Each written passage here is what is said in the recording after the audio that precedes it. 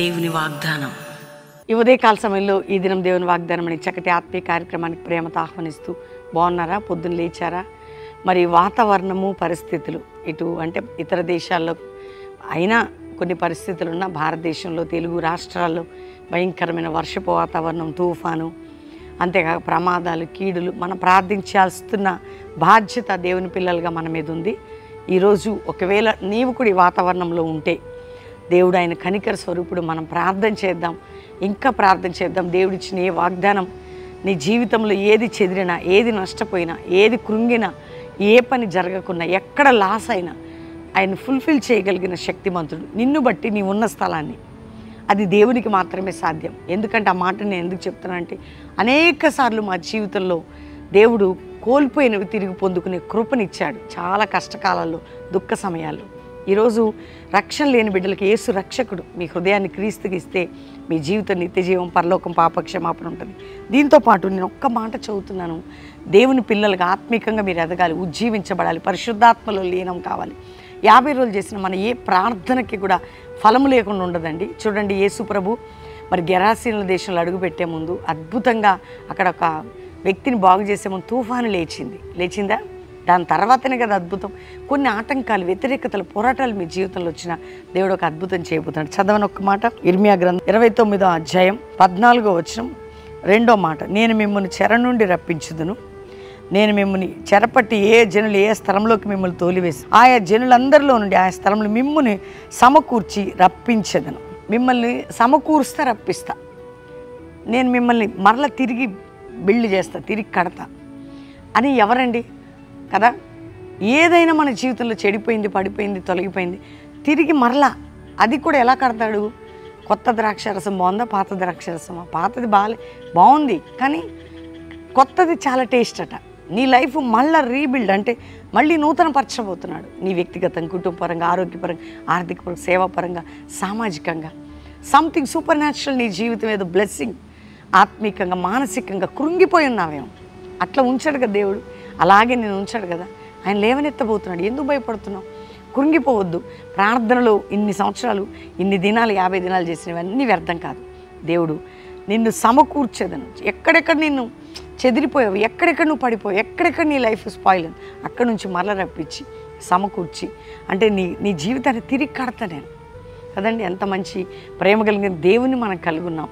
అంటే ఇక చెదిరిపోయాం, అయిపోయింది, కూలిపోయింది, అంతా అయిపోయింది అనుకున్న టైంలో ఆయన చెదరిపోయిన దానిని పోగు చేస్తాడట. చెదిరిన నీ జీవితాన్ని, కృంగిన నీ జీవితాన్ని, పడిపోయిన నీ జీవితాన్ని ఆయన మరలా కట్టబోతున్నాడు. అందుకని ఈరోజు దేవుని వాగ్దానం, ఎక్కడెక్కడ చెదరగొట్టబడ్డావు, ఎక్కడెక్కడ చెదిరిపోయిందో నీ లైఫ్, ఎక్కడెక్కడ పడిపోయిందో నీ జీవితం, ఎక్కడెక్కడ సాక్ష్యం పోయిందో నీ, ఎక్కడెక్కడ నష్టపోయిందో, అక్కడి నుంచి చెదిరిపోయిన నీ జీవితాన్ని మరలా కట్టుదును. అర్థమవుతుందా? మరలా నీ జీవితాన్ని రీబిల్డ్ చేస్తా. ఆ మాటను పట్టుకొని ప్రార్థన చేయండి.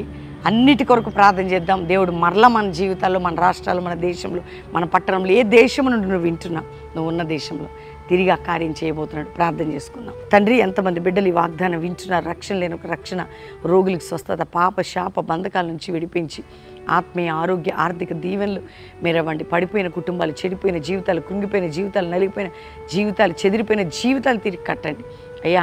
ఎక్కడెక్కడ చెదరగొట్టబడ్డారో తిరిగి వారి కట్టబట్టుకు సాయించండి. పాప శాప బంధకాల నుంచి విడిపించండి అయ్యా.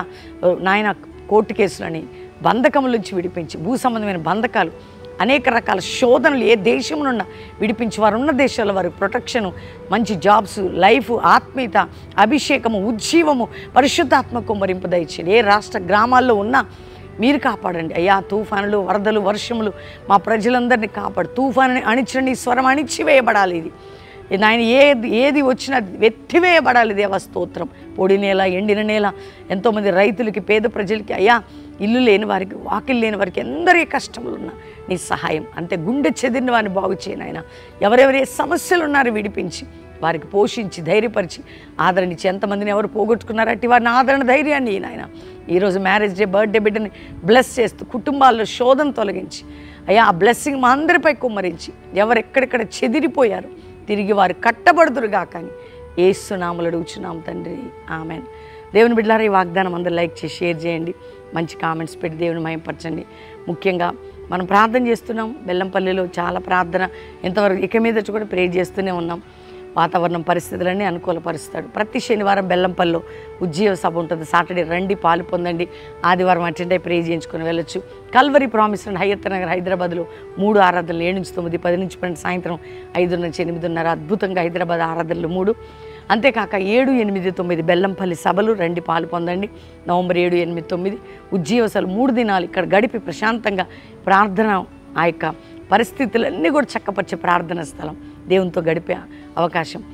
కదిలి రండి. రెండవదిగా 10, 11, 12, 13 కాకినాడలో సభలు, కాకినాడ చుట్టుపక్కల ప్రాంతాలు పరిశుద్ధాత్మ దేవుడు చక్కపరిచి ఆయన గొప్ప కార్యం చేయబోతున్నాడు. దేవుడు మీ అందరినీ దీవించును గాక. ప్రైజ్.